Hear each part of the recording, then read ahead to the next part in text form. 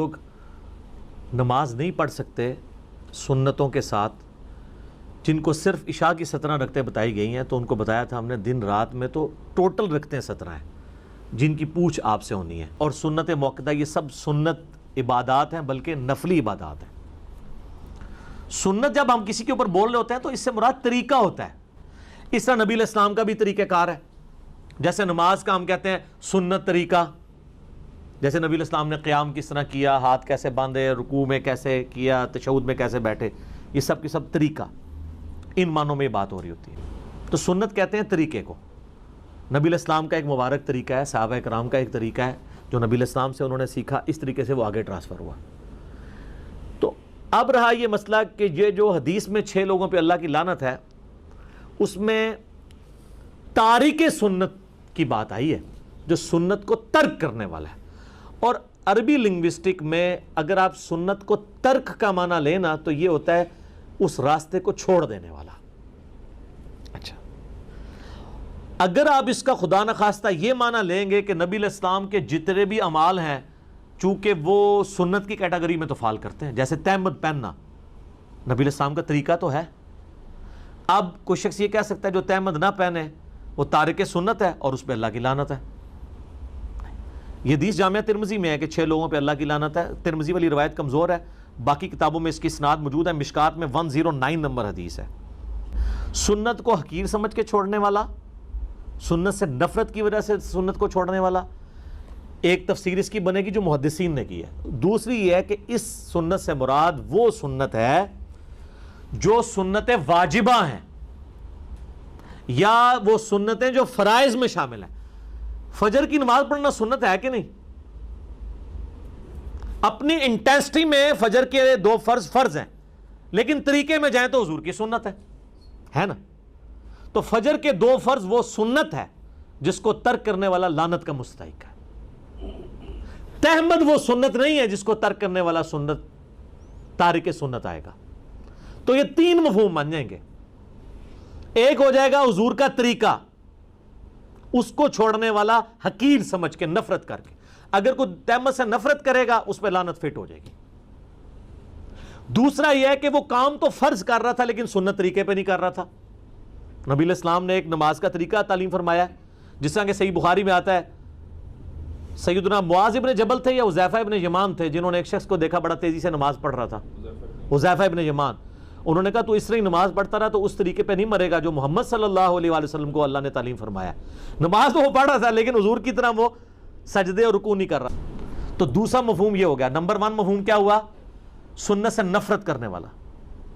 Number 2 کام تو فرض کر رہا تھا لیکن سنت طریقے پہ نہیں کر رہا تھا، غلط طریقے پہ کر رہا ہے. ایک بندہ نماز میں ہاتھ سر پہ باندھنا شروع کر دے تو نماز تو وہ پڑھ رہا ہے لیکن سنت طریقے پہ نہیں، یہ کمر پہ باندھ لے.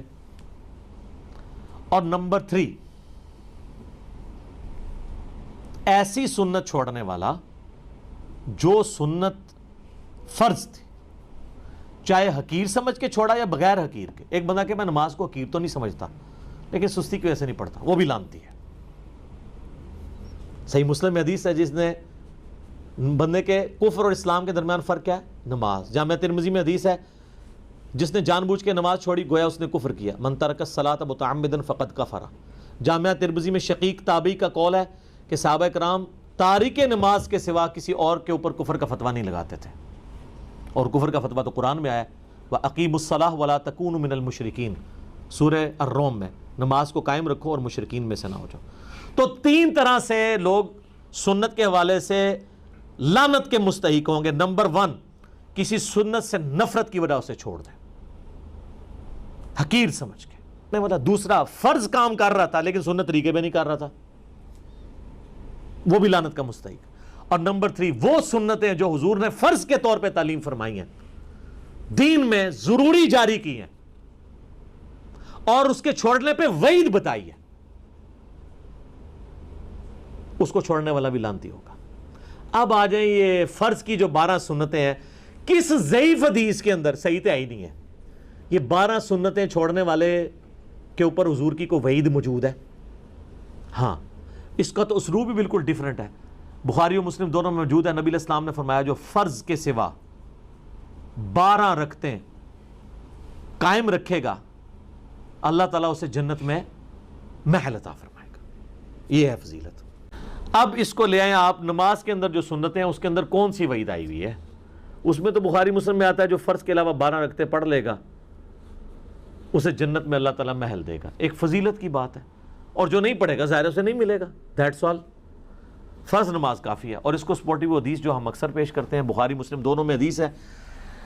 اہل نجد میں سے ایک اعرابی شخص نبی اسلام کی خدمت میں حاضر ہوا اور اس نے کہا یا رسول اللہ مجھے اسلام کے بارے میں بتائیں کیا ہے. تو آپ صلی اللہ علیہ وآلہ وسلم نے فرمایا کہ تم گواہی دو اس بات کی کہ اللہ کے سوا کوئی معبود نہیں, محمد صلی اللہ علیہ وآلہ وسلم اس کے رسول ہیں. اس کے بعد فرض نماز کو قائم رکھو. اس نے آگے سے پوچھا صرف فرض کو؟ آپ فرمایا الا یہ کہ تم نفل نماز بھی پڑھ لو. یعنی اس کے اندر نفلی نماز, نفل عربی میں کہتے ہیں اضافی کو ہیں. سر اس کا مطلب ہی اضافی ہے. نفل عربی میں کہتے ہیں اضافی کو. اسی لیے انفال جو ہے مال غنیمت کو کہا جاتا ہے کہ وہ اضافی مال ہے جو آپ کو مل گیا ہے. آپ کا مقصد دشمنوں کا مال لوٹنا نہیں تھا, اللہ کے لیے ان سے جنگ کرنا تھا. مال تو بونس میں مل گیا. سورۃ الانفال آئی ہے نا. پھر کہا کہ فرض روزے قائم رکھو, ہاں مگر یہ کہ کبھی تم نفلی روزے رکھنا چاہو. فرض زکوٰۃ ادا کرو, ہاں یہ کہ کبھی تم نفلی صدقہ کرنا چاہو. تو اس نے کہا یا رسول اللہ علیہ وسلم جو آپ نے مجھے بتایا نہ میں اس میں کمی کروں گا نہ زیادتی. تو جب وہ مڑا تو آپ علیہ السلام فرمایا اگر یہ اپنی بات پہ قائم رہا تو کامیاب ہو گیا.